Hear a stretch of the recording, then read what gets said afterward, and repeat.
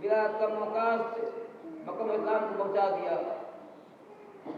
محترم سامعین کرام،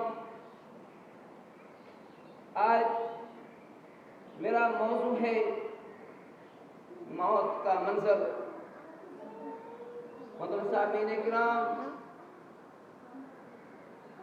موت برحق ہے جس سے کسی کو انکار نہیں،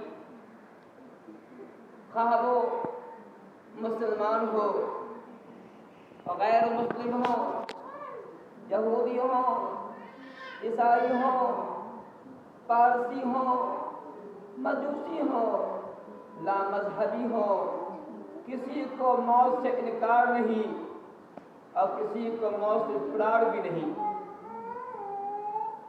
موت سب کو آتی ہے، نیک ہو، پارسا ہو، اللہ والا ہو، بزرگ صالح ہو، یا پھر بد ہو، فاجر ہو، فاسق ہو، گناہ گار ہو، اسے موت آتی ہے۔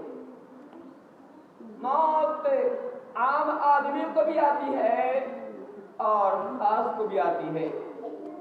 موت عالم کو بھی آتی ہے اور جاہل کو بھی آتی ہے۔